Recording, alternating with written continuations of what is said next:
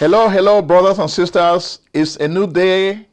We are very, very happy to welcome you to our show titled Speak of Africa. We have some really good news for you. We know we have a lot of news. But before we go to the news, we think the sweetest news. Our channel has surpassed 30,000 subscribers today. This is really a remarkable achievement. And we want to thank all our subscribers. Without you, we'll not be able to achieve this feat. It's really great. It's not easy. We've struggled to put this together. Thanks to you, you've shown us that you believe in this show, and we're really happy. Last night, we were just watching as the number of subscribers were going up steadily, and we're saying that probably by the end of December, we'll hit 30,000. But you guys did it. In fact, YouTube was already predicting that we'll hit 30,000 by the end of December. But as of December 5th, we hit the 30,000 subscribers mark. And we say thank you very much to all our subscribers. If you've not subscribed to this channel, we've noticed that a lot of people are watching the show, but they have not yet subscribed. What is holding you? Please click the subscribe button. When you subscribe, you make it easy to get all our videos. Whenever we upload a video, you get it right away, okay? So please subscribe and join the movement. We are creating a conversation. We created this show because we wanted to give a platform to Africans, African Americans, and West Indians, people of African descent, to have a platform where they can express themselves. Before, black people were just like Negroes, slaves. Nobody hears about them. And it doesn't matter whether you were born in America or you were born in Africa. The Western world looks at all people of African descent as slaves, as niggers, Negroes. There's no difference. They may feel like those who were born in America are a little bit civilized than those who came from Africa, but they look at all the same, okay? Which is why we created this platform, to make sure that you are visible. You guys have been doing a fantastic job. We are in Washington, D.C., but you send us information every day. Every day you share information with us. The information you send to us is what we use to research the news and build a story for the show every week. So we thank all those who have been sending us stories, okay? We thank all of you, because without your effort, we'll not really have a great show. But this is not a masterpiece. The show is a work in progress. So we're encouraging you to comment and share ideas with us. We want to create a debate. We want to talk to you. So we encourage those who always comment. Use the comment section to communicate with us. We value it a lot. Don't relent. Share information with us every day. For the show of today, I think the big story, there's African hunger. There's a lot of hunger in Africa. The war in Ukraine and Russia has really hit a lot of Africans hard. We've really seen that our people cannot really feed themselves. So it's very, very sad. And we're telling our people that it is good, if you're a leader, to think about agriculture. We have a lot of land, we have a lot of resources, but why don't we have self-sufficiency in agriculture? We need to build an agrarian economy first. Sometimes people borrow money from China to build fantastic roads, but our primary needs is food and shelter. So let's focus on that, okay? If you cannot feed your people, a hungry people cannot do much. So we're challenging African leaders to try to feed their people. Why should we be receiving donations of food, grain from Ukraine? It is disgraceful if you don't know this. The last time when we saw Macky Sall in Russia begging Vladimir Putin for food, we say, you see, Africans are here again begging. So we are known as the beggars of the world. This image needs to change. Then we also saw stories from the African Development Bank. People from the diaspora are trying to help their relatives at home with money remittances. We know Western Union is the big daddy. There are many other companies. Next week, we're going to even share some companies that may want to advertise their money remittance services on our show. We're going to let you know about them. So we're telling you that a lot of people in Morocco and some of those Northern African countries are really doing a good job sending money to their relatives. And a lot of you are not doing badly. We've observed that you are really trying to help your folks who are back home, which is good. So we really support you, and we're asking you to do your best. So now, the biggest news to that is coming soon is the USA Africa Summit. Obama hosted one when he was in power, when he invited all the African presidents to Washington. What happened? We just think it was just like a photo op. Some of those presidents came to America, and they were behaving the same way they behave in Africa. They were beating people on the street. Their bodyguards were beating people on the street. I remember Joseph Kabila. One of his bodyguards beat a guy, we will not call the name, but it became a landmark case. We hear the guy made a lot of money because he sued Joseph Kabila's government. Okay? So these guys are going to come here, they will bring their bad behavior. So be careful, don't go there and get killed by those bodyguards, because some of those presidents take advantage of immunity laws of the United States. So they try to practice what they practice at home right here. But we still need to hold them accountable. So the meeting of US leaders, the leader Joe Biden with African presidents is coming soon. So Biden has invited them. Interestingly, Biden did not invite the new president of Burkina Faso. He did not invite the Assimi Goïta of Mali. He did not invite Mamadi Doumbouya because he accused them of staging coup d'etats. But when you look at some of the people that Joe Biden invited, they are not good guys. They are not clean. Look at Obiangema. Is that a clean guy? Why are you inviting him? Because the U.S. needs its oil? You see? The U.S. is not really following its values. So you see double standards. So that's why you see we criticize the U.S. sometimes, because they are not doing the right thing. Okay? You look at Paul Biya. He's invited. Is he doing the right thing? No. Soon we're going to talk about La République du Cameroun, and you see the terrible things they are doing, but he's been invited to come to Washington. So this will be an opportunity for activists in America to protest.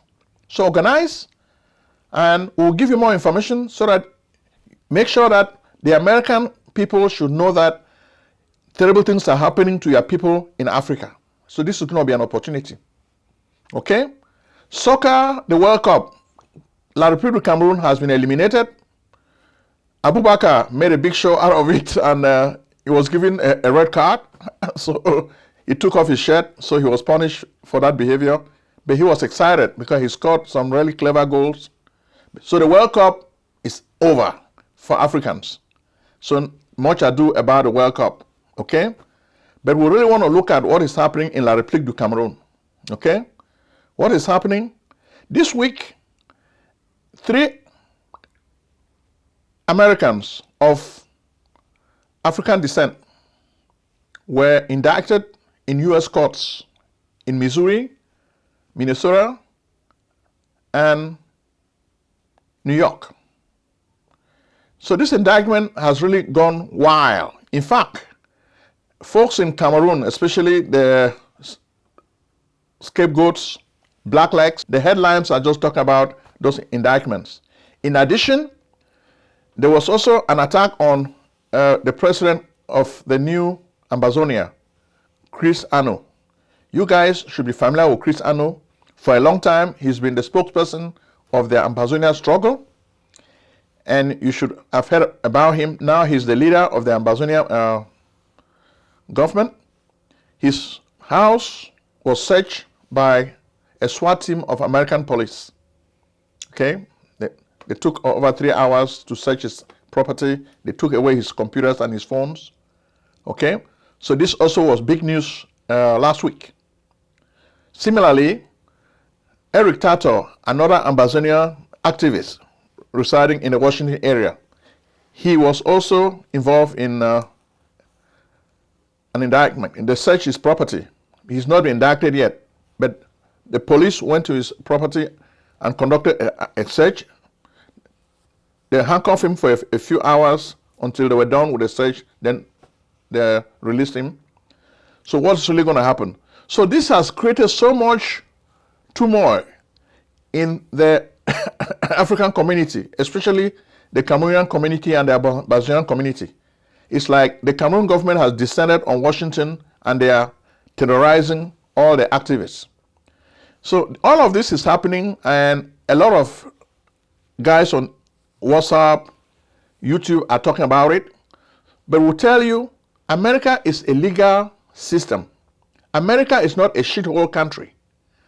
People are overblowing what is happening. So we want to put things for you in context, because people are making so much ado about this indictment and the search of the house of Eric Tato and President Chris Ano. How was this done? This was done through the effort of a lawyer, a fake lawyer in California. His name is Emmanuel K. Nsalai. This guy is an agent of the Cameroon government. We understand he's a struggling lawyer, so he's been looking for a way to make a living. So now he has latched onto the Cameroon government as a way to make a living. Even the offices that he occupies, people have told us that it's not really his real office. He's really begging from some Nigerian lawyers. The address doesn't really belong to him. Then we'll have a lot of information too about this lawyer. He was even bragging on CRTV. Let's watch the video. Nous sommes très contents. Je suis aussi particulièrement content parce que c'est des dossiers de plaintes que nous travaillons. Nous avons lancé depuis plus de 3 ans et nous travaillons de très près. Nous avons travaillé de très près avec le FBI, Federal Bureau of Investigations, et les autres départements de police là-bas pour les fournir des preuves, pour les expliquer et traduire certains mots dans le langage de ces terroristes. Et ils ont fait leur vérification. Ils ont envoyé les agents ici vérifier tout ce que nous avons dit dans nos plaintes. Et ils ont trouvé que nous avons raison, que ces séparatistes sont des terroristes qui commettent des crimes qui vont en l'envers de la loi pénale des États-Unis. Et hier, 3 ont été arrestés et inculpés. C'est aussi important de noter qu'il y a aussi quelques mois, nous avons fait arrêter plus d'une douzaine de ces séparatistes qui ont mis des armes dans les conteneurs pour la destination du Cameroun. Ça aussi, c'est une violation de loi là-bas. Donc, c'est dans ce travail que nous faisons et nous continuerons à le faire jusqu'à tous les dirigeants majeurs. Yeah, he was bragging that he has really achieved something, but he has not really achieved much. He has lost a lot of cases. So just remember this. Ivory Tapang, a very smart Ambazonian who has been representing the ADF. The attorney took Ivor Tapang Tanku to court, and Ivor won the case, and attorney Emmanuel Nsalai was disgraced. You will not remember, but this guy his parents come from the same tribe as from Jakiri. You remember Mr. Weber, the former parliamentarian? They come from the same place. This has been the hotbed of the Ambazonian revolution. This is where this boy comes from. But today he's doing the dirty work of La République du Cameroun, thanks to his connection with Atanganji, Paul Atanganji. This is also another never-do-well who has won favor with the regime in place because of his criminal bent. So when you look at this, what do you expect? I would tell my people, don't be afraid. What is happening will end up being a boomerang. America is not a banana republic. American law is different from the law in La République du Cameroun. America follows what they call common law. La République du Cameroun follows civil law in a kangaroo court. This indictment will turn out to be a boomerang, which means it is going to expose the Cameroon government for what it is. A lot of things will come out.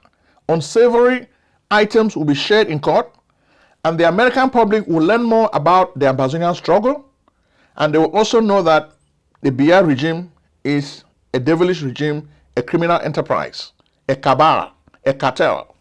Okay?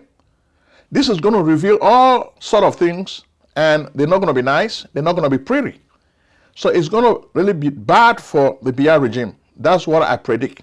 So let's just not jump into conclusions. So those who are afraid, what we will tell the guys who have been indicted and their families is get very good representation. Get good lawyers to represent you because you've not committed a crime. In the Anglo-Saxon system of law, of jurisprudence, you are innocent until proven guilty. By contrast, in the system of La République du Cameroun, you are guilty until you prove yourself innocent. So let's thank God that the guys who have been indicted are living in the United States of America. We know the justice system is fair, justice is blind, they're going to be proven innocent. They just need to have good lawyers. And people like Emmanuel and Salai would be put to shame, just the way Tapang Ivor put him to shame. This is not the first time. Look at even Patrice Numa, another activist of Betty extraction. The Cameroon government sued him too. So the Cameroon government is just frustrated and doing the wrong thing. What they need to be doing is to follow the rule of law and look at the problem in La République du Cameroun. Look at the problem in Ambazonia. Try to resolve this problem. Do not use cosmetic tricks, because tricks are not going to work. You're not going to succeed to force America to imprison the activists. You're not going to silence activists in America just by using propaganda and funny tactics. It's going to fail. And I can tell you this. So for those who are scared, believe me, we understand the law. The law in America, they follow what they call probable cause. Is there a probable cause that a crime has been committed? That's what leads to an indictment, okay?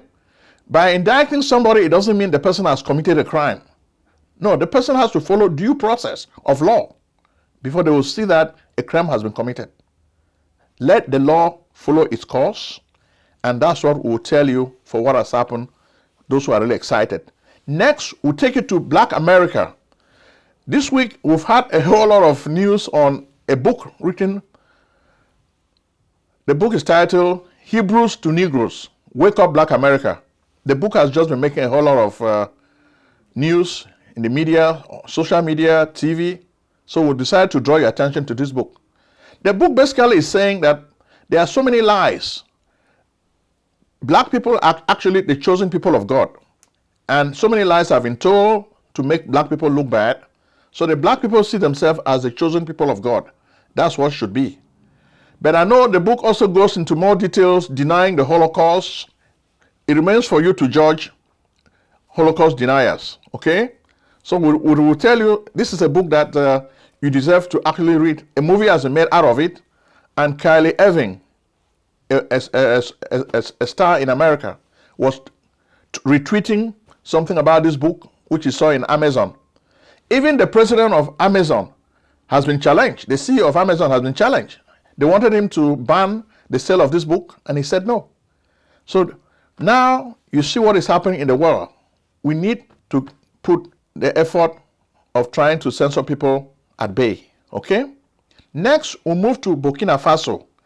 Burkina Faso has been having a lot of challenges with jihadism, okay? Jihadists are really running wild in this environment. They've taken a big swath of the country. Now, a second coup d'etat has just happened in a year. Ibrahim Traoré is running the country, and his promise is he's going to put a handle on, he's going to resolve the jihadist problem. But what is happening? Now he has said he has banned Radio France Internationale, RFI, because it is broadcasting fake news. Okay? Already, the French are losing favor in Burkina Faso. And it looks like the Russians are looking for a way in. Usually, when you have a problem, you say, my enemy's enemy is my friend. Even though we think Russia is not really a solution to the problem in Burkina Faso, but when somebody is desperate, they do desperate things. They look for desperate measures, okay? And that's what is happening in Burkina Faso. France is out, Russia is in. Do you need tax preparation services? We can help. Contact PJ Tax Service, America's only full-time income tax preparers. Like the good old doctor, we do not close our doors after April 15th. In fact, we stay open all year round in order to serve you. We are located at 11207A Lockwood Drive, Silver Spring, Maryland 20901. Make an appointment today with Prince Ojong, your tax expert. Call 240-350-1131 or visit us on the web at www.pjtaxservice.com. Next, we'll move to Central African Republic. We have been covering the Central African Republic on this show many, many times.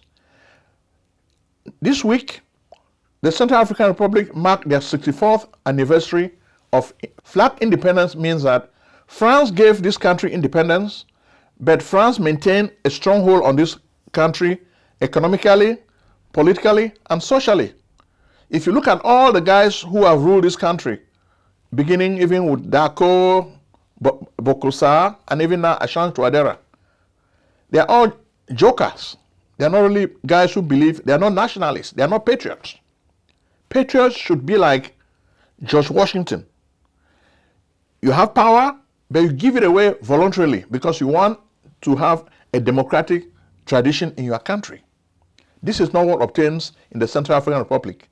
There's a lot of rebel activity because the people are challenging Ashanti Touadera, Fosin Touadera. Okay? They even blocked him from running for a third term. We told you this in the past. Next, we take you now to Congo DRC. There is national mourning because the M23 rebel movement. In the past, we told you that there's a form of rapprochement, some kind of peace deal that was being worked out by a few leaders. But it has not hold. Okay? It did not hold, and they are killing people. A lot of Christians are being killed. As a result, the Catholic Church came out in force to protest against the M23 movement militia. So a lot is happening. So many people have lost their lives in the east of Congo DRC. The president, Felix Tshisekedi, is ineffective in really fighting the forces that are challenging and killing his people. He's trying to get help from foreign sources. But all these sources have different interests. Some of the interests is not even aligned with the interests of the Congolese people. Rwanda, for example, has the interest of stealing the resources of Congo DRC. Then at the same time, Paul Kagame uses the pretext of Hutu rebels. Okay? Then you have the Tutsis, who are part of the M23. So you still have that conflict between Tutsi and Hutus still going on in Congo DRC. Later on, we're going to go into details to explain this to you. In Ethiopia, we see that Antonio Guterres, the Secretary General of the United Nations, was with Abiy Ahmed. Is he talking peace? It looks like the truce in Ethiopia between Abiy Ahmed's government and the Tigray region is holding. This is a good sign because a lot of people have been suffering and dying, and there have been a lot of starvation, malnutrition. So we really want our people to take a break, okay? Then Gambia. We saw some stories on Gambia, and we like it because Gambia, this is Yahya Jammeh's country. Then you know Mr. Barrow. These are the two leaders that have been president in this country for a while. But what is happening now in Gambia, we saw a video of a parliamentarian telling her peers to work for the good of the common man. We've never seen this anywhere else in Africa. So take a look at this and tell us what you think. Honorable Speaker, I think looking at the Honorable Minister's statement and looking at the budget, I think that our government does not love this country. They do not have the feeling to nurture our children in this country. Honorable Speaker, $6 billion in salaries alone, not in administrative cost. Honorable Speaker, and we say we are a poor country. Honorable Speaker, the median age in this country is 19 years old. We should consider the life and the livelihood of our children. We should be investing in education. We should be investing in health rather than paying ourselves, feeding ourselves out of the poor people of this country. I will start with this August Assembly, Honorable Speaker. Honorable Speaker, to see the salary of the Honorable Speaker increased from 658 million to 658,000 to 1,560,000, I feel ashamed to call myself an honorable member, Honorable Speaker. I gave myself for service. I did not give myself for the poor people to feed me and my family, Honorable Speaker. When I saw this, I felt embarrassed. I did not want to come to this budget session because I said to myself, there is no need, because we are just sharing the cake in our pockets, going home, feeding ourselves. Not only that, but to see the responsibility allowance, the residential allowance, the robing allowance, and all those for the representatives of the people. It is embarrassing for me to go back to my poor constituency and tell them that the meager resources of this country, I am paid that much at your expense. I took an oath, Honorable Speaker, to serve and to give back to my society, not to enrich myself. And even if I go to the Constitution, Honorable Speaker, it says that we shouldn't deliberately enrich ourselves. And increasing our salaries is deliberately enriching ourselves. And that is an embarrassment. I think as a National Assembly, we should not accept any salary increment. It was in this August Assembly that we sat and discussed the salaries of the ministers and denied them, even though they went behind our backs and increased it. That is their problem. We offered ourselves for service, Honorable Speaker. We were not appointed. We were elected, and we offered ourselves, Honorable Speaker. And I think we should think of our people when we do the budget. I'm not allowing you to observe me. I don't have that time. When you are on your own feet, observe yourself, please. Thank you very much. Next, we'll take you to Nigeria. In Nigeria, there are two stories. One is Madam Aisha Buhari, the First Lady. The First Lady got upset when she read a story on social media, on Twitter. Aminu Mohammed, a university student, made a comment, said, "Mama or Mommy, you've grown fat, feeding off the wealth of poor people." She became irate and asked the soldiers, DSS, to arrest this little boy, and they beat him up and threw him in jail. Then she ended up filing a case against the boy after taking the law into her own hands. Amnesty International, mothers and fathers responded, and what happened? They made her look so bad, and the president was even embarrassed. Now they've decided that Mrs. Buhari will drop the case and the boy will be freed. But at what cost? This is a big shame to Nigeria. There's a problem with insecurity. Mr. Buhari is not paying attention. He's worrying about a boy talking about his wife. How petty can these people be? We have a whole story to share with you in Nigeria. Bello Turji Kochala, bandit number one. He even made a deal with the Nigerian government. The Nigerian government broke the deal and started bombing his hideout. And they killed some people. This got Bello Turji Kochala upset. And he decided now to start planning more attacks. He said he had taken a break because he thought he has made peace with the government. But now that the government is sending the Nigerian planes to attack his hideout and kill his people, this will force him now to sue for war. Before he thought there is peace, He's prepared for both. He said he's prepared for war, he's prepared for peace. Whatever the Nigerian government chooses, he's ready. So Mr. Buhari should be paying attention to criminal activists like this guy, but he doesn't do that. And the guy is saying that the Nigerian government benefits from their banditry, from their criminal activity, from their criminal enterprise. As a result, they don't want to do anything to him. So they're just playing games, okay? So this is really sad.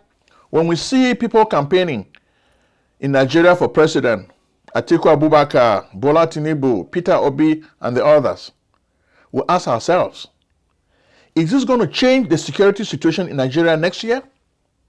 That's a question a lot of inquiring minds want to know. And finally, we take you to South Africa. South Africa is a country where there's what we call a farm gate. Cyril Ramaphosa is in trouble.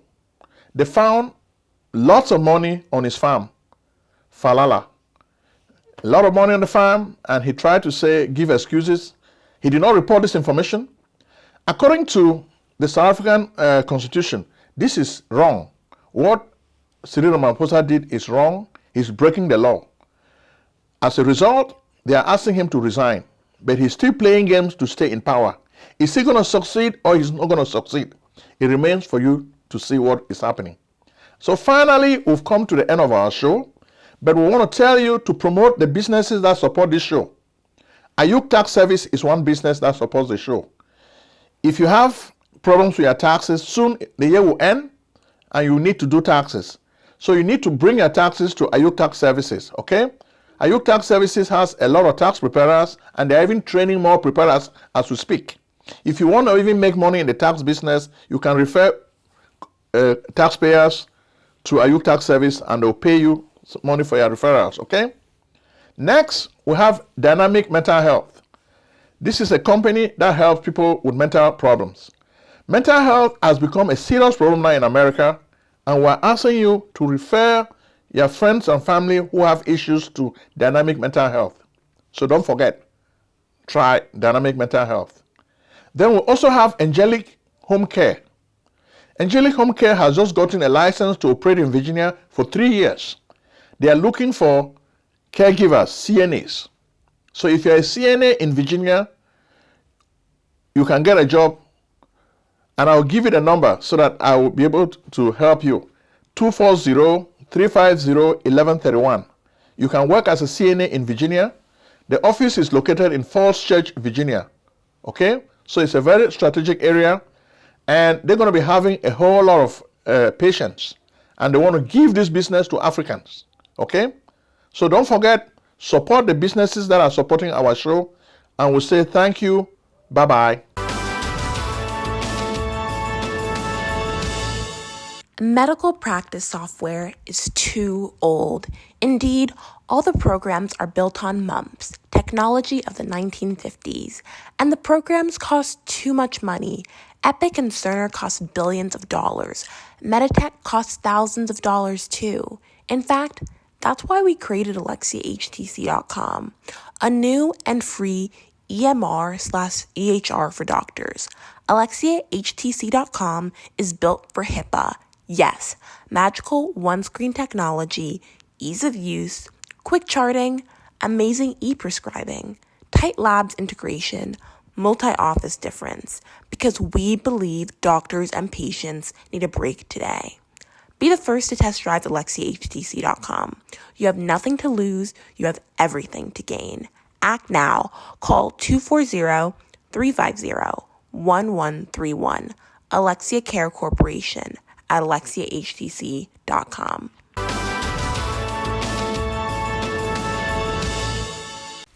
Selling a service or a product? Need buyers? Use the African Nation TV as a channel to reach many viewers. Act now and call Prince Ojong at 240-350-1131. That's 240-350-1131. Act today.